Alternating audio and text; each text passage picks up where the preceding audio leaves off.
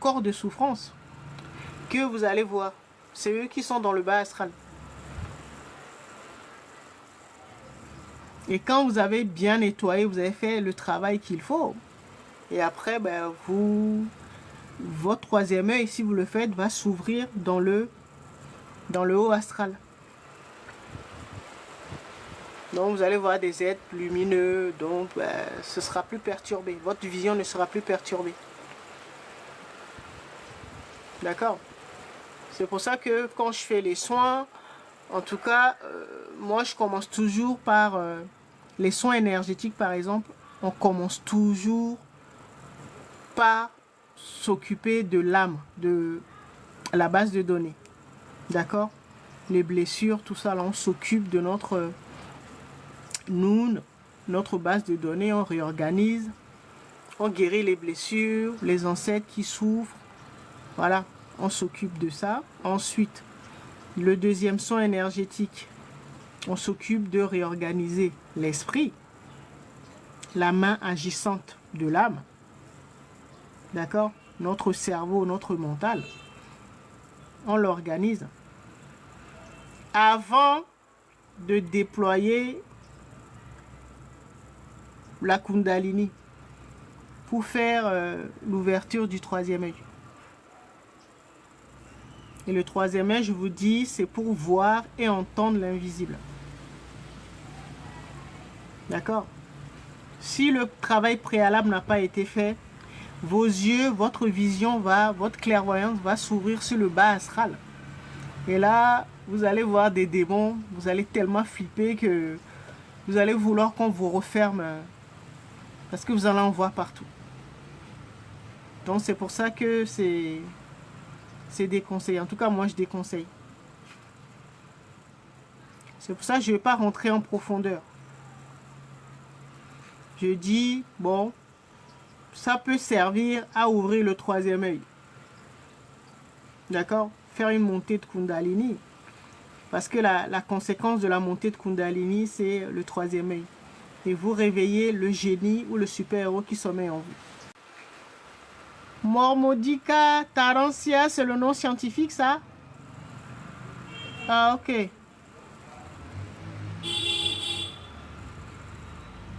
Ok.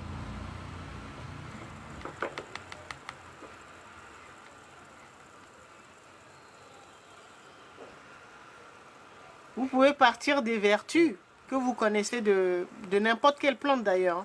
Vous partez et puis vous approfondissez en regardant la couleur, la texture, la forme. Et comme ça, vous allez faire les liens. D'accord? Nous sommes là dans le langage symbolique. Hein? On utilise le langage symbolique. On rentre dans la symbolique des formes, des plantes, par exemple, pour découvrir d'autres vertus et pour confectionner ses propres remèdes. D'accord? Mettez le langage symbolique. Commencez à vous intéresser à ça. De toutes les façons, c'est le langage que parle le monde invisible. Le langage symbolique, si vous voulez aller dans les mondes subtils, dans le véritable monde, vous êtes obligé, comme je vous disais la semaine dernière, vous êtes obligé d'apprendre à vous connecter par modification d'état de conscience et surtout à parler ou interpréter le langage symbolique, donc les symboles. D'accord?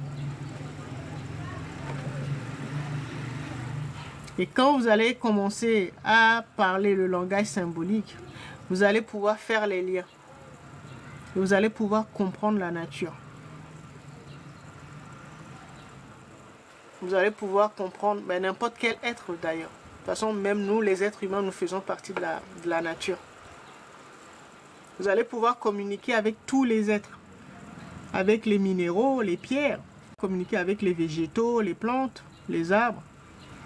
Vous allez pouvoir communiquer avec les animaux,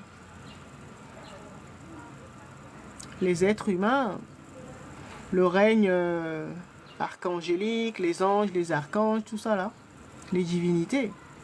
Vous allez pouvoir communiquer avec tous les êtres. C'est pour ça que le langage symbolique, c'est très, très, très, très, très important.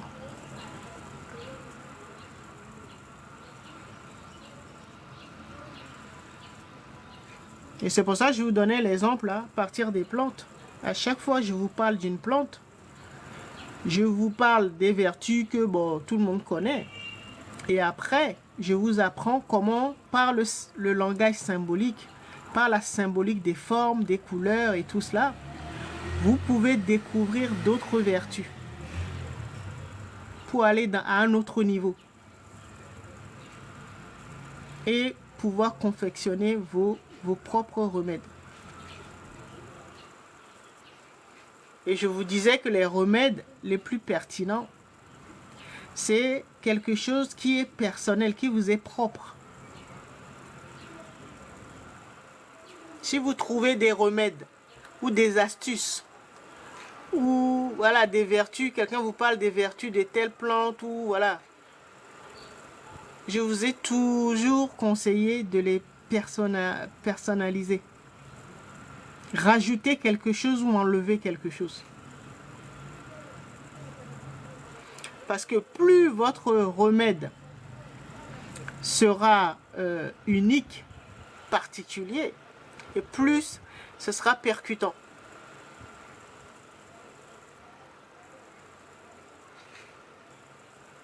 Parce que c'est le remède qui sont partagés sur les réseaux sociaux, sur la plupart des plateformes. Si on vous dit mélanger ça avec du citron, que ça va donner ça, tous les gens qui vont tomber sur la vidéo ou sur l'information, ils vont l'utiliser. D'accord? Ça va perdre de sa puissance en fait. Basez-vous sur ce qui est distribué ou partagé sur les réseaux. Basez-vous là-dessus. Mais apportez toujours votre petite touche personnelle. Et c'est la touche personnelle là qui va faire que ce sera puissant.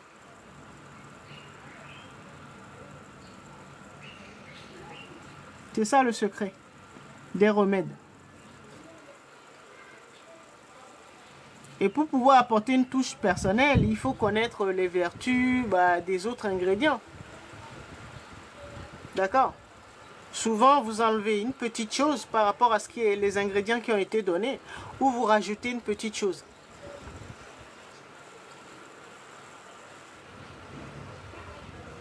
D'accord? Nous sommes des créateurs, je le répète à tous les lives, nous sommes des créateurs. Nous ne sommes pas obligés de faire exactement, textuellement ce qu'on nous a dit. C'est pour ça que la plupart des remèdes là qui sont partagés là, il y en a tellement, ça ne marche pas. Pour que ça marche, il faut que ce soit personnalisé. Il faut que vous apportiez votre petite touche personnelle. Et donc, pour pouvoir le faire là, vous devez apprendre le langage symbolique. C'est pour ça que je vous dis, regardez la forme. Cherchez la correspondance des formes. Cherchez les couleurs. Faites parler la couleur des ingrédients. Leur saveur, leur odeur. D'accord? Certaines plantes, il faut les toucher pour voir la texture. À quoi ça vous fait penser? C'est comme ça que vous faites vos propres recherches. Et c'est comme ça que vous allez pouvoir trouver vos propres ingrédients. Toujours en partant d'une base, d'une recette qui a été partagée. Et vous allez pouvoir l'améliorer. La rendre plus pertinente. D'accord? Et